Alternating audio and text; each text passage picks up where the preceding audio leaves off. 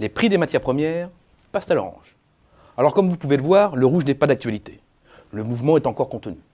La remontée de l'indice GSI, qui mesure les variations d'un panier de commodités, hésite encore. Mais la certitude, c'est que le mouvement est redevenu haussier. Pourquoi ?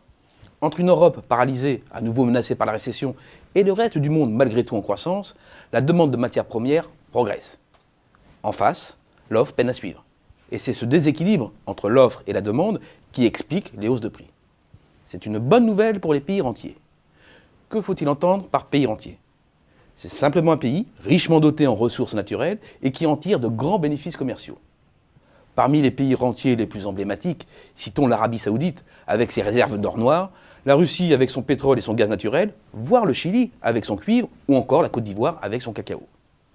Pourtant, ces pays n'utilisent pas la manne financière tirée de leurs ressources naturelles au service d'une montée en gamme de leur économie. Ce n'est pas l'objectif. L'objectif, c'est avant tout d'influencer la scène internationale pour piloter les prix.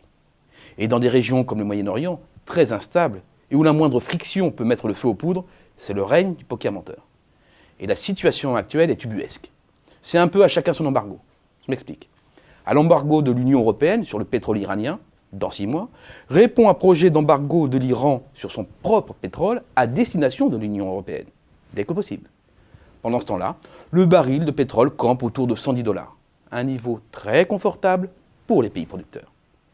De leur côté, les cours du cuivre flirtent à nouveau avec les 8 500 $ la tonne. 8 500 $, c'est 1 000 $ de plus en un mois. Quelles sont les conséquences pour les entreprises françaises ? Pour certaines, c'est une bonne nouvelle.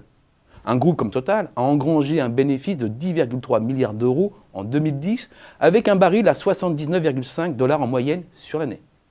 Avec un baril monté à 111 $ en moyenne l'an dernier, les bénéfices du pétrolier seront sans aucun doute bien plus confortables en 2011. Mais cette remontée des prix des matières premières est une bonne nouvelle pour une minorité seulement de groupes français.